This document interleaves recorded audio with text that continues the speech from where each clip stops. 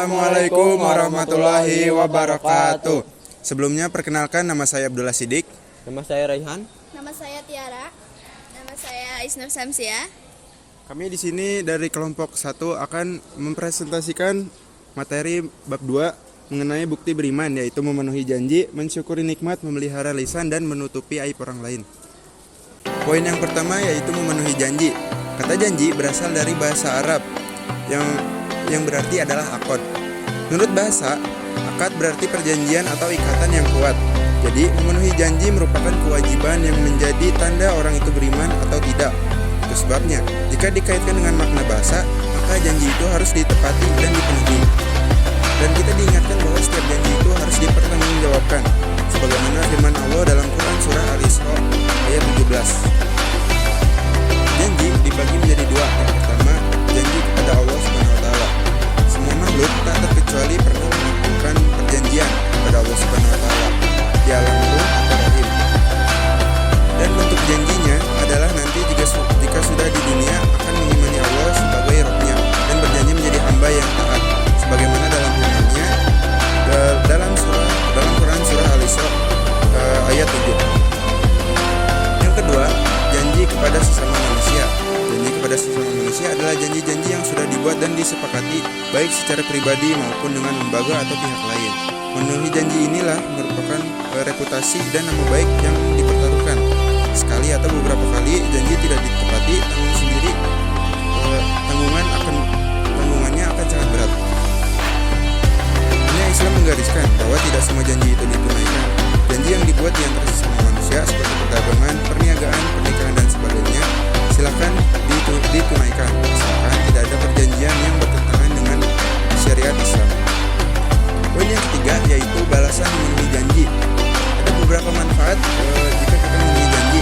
Di antaranya yaitu mendapatkan predikat sebagai mutakin dan menjadi sebab tergapainya sifat mutakin, menjadi sebab datangnya keberhasilan, keamanan, dan ketentraman, menghindari pertumpahan darah dan terjaga dari mengambil orang lain, dan dapat menghapus kesalahan dan menjadi sebab dimasukkannya ke dalam surga. Yang kedua, mensyukuri nikmat. Ada dua kata dasar, yakni syukur dan juga nikmat. Syukur menurut bahasa artinya membuka atau menampakkan. Lawan dari kata syukur adalah kufur, yang artinya menutup atau menyembunyikan. Dalilnya Quran surat Ibrahim ayat 7 yang berbunyi, wa id ta'adzana rabbukum la in syakartum la azidannakum wa la in kafartum inna adzabi lasyadid, yang artinya, dan ingatlah ketika Tuhanmu memaklumkan, sesungguhnya jika kamu bersyukur, niscaya aku akan menambahkan nikmat kepadamu. Tetapi jika kamu mengingkari nikmatku, maka pasti azabku sangat berat. Sementara itu, makna dari nikmat ialah pemberian, anugerah maupun kebaikan yang diberikan oleh Allah SWT kepada kita. Puji dan syukur. Imam Al-Ghazali membagi syukur itu menjadi 3 bagian, yakni yang pertama ilmu, yang kedua hal atau keadaan, yang ketiga amal perbuatan. Maka seseorang menyadari bahwa segala nikmat, segala sesuatu yang diberikan oleh Allah Ta'ala harus sejalan dengan ilmu pengetahuannya, lisan, serta perbuatannya. Yang selanjutnya adalah lisan, antara fitnah, gibah, dan busan. Dalam Al-Quran, kata fitnah memiliki beberapa arti, antara lain cobaan, ujian, musibah, dan ada juga yang berarti siksa di akhirat. Terdapat dalam surat Al-Baqarah ayat 217, gibah adalah membicarakan orang lain yang tidak hadir di suatu yang tidak disenangi, termasuk yang dibicarakan itu suatu dengan keadaan orang yang dibicarakan. Jika yang dibicarakan itu keburukan, orang yang disebut tidak disandang oleh yang bersangkutan, itulah yang dinamakan buhtan atau bohong misalnya. Yang selanjutnya adalah petunjuk menjaga lisan. Berikut ini beberapa petunjuk Islam dalam penggunaan lisan, antara lain: 1. Menjauhi kebiasaan kata bohong dan tidak bermanfaat. Jangan pula berbicara yang berlebihan.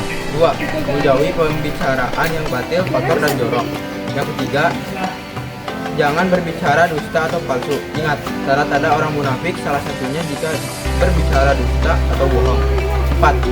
Jangan digunakan lisanmu untuk menggunjing seperti yang terdapat dalam surat Al-Hujurat ayat 12. Yang kelima, jangan berkata kasar seperti yang terdapat dalam surat Al-Imran ayat 159.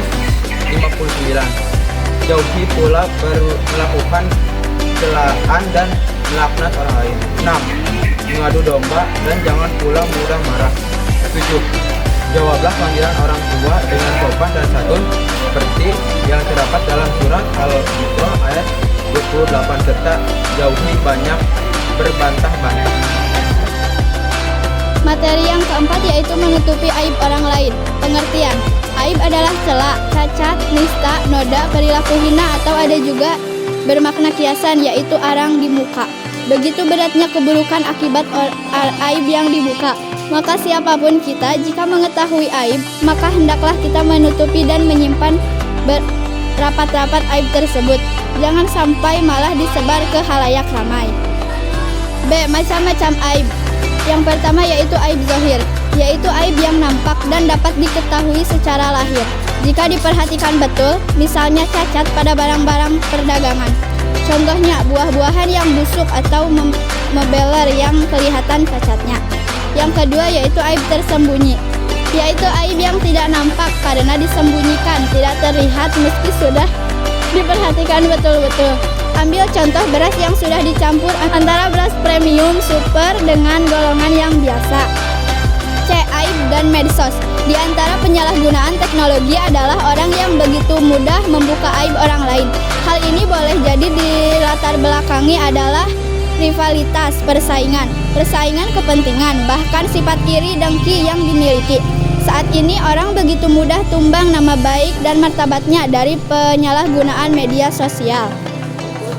Dalil aib dan medsos terdapat dalam Quran surat Al-Hujurat ayat 12 yang berbunyi, Ya ayyuhalladzina amanu jtanibu katsiran minad dhanni inna ba'dad dhanni ismu wala tajassasu wala yaghtab ba'dukum ba'da ayyuhibbu ahadukum ayyakula lahma akhihi maita fakarihtumuhu fattaqullaha innallaha tawwabur rahim. Yang artinya, wahai orang-orang yang beriman, jauhilah banyak dari prasangka. Sesungguhnya sebagian prasangka itu dosa. Dan janganlah kamu mencari-cari kesalahan orang lain. Dan janganlah ada di antara kamu yang menggunjing sebagian yang lain. Apakah ada di antara kamu yang sudah memakan daging saudaranya yang sudah mati? Tentu kamu merasa jijik. Dan bertakwalah kepada Allah. Sesungguhnya Allah Maha Penerima Taubat dan Maha Penyayang. D. Akibat aib. Aib bukan saja membawa mudarat bahaya. Aib bukan saja membawa mudarat atau bahaya kepada yang bersangkutan, tetapi juga pihak lain termasuk masyarakat luas seperti kisah Nabi Musa alaihissalam dengan umatnya yang dapat dijadikan ibrah sebagai pelajaran. Yang terakhir yaitu kesimpulan. 1. Memenuhi janji merupakan kewajiban dan menjadi tanda orang itu beriman atau tidak. Janji itu harus ditepati dan dipenuhi dan setiap janji akan diminta pertanggungjawaban. 2. Syukur merupakan bentuk keridhaan atau pengakuan terhadap rahmat Allah Subhanahu wa taala dengan setulus hati.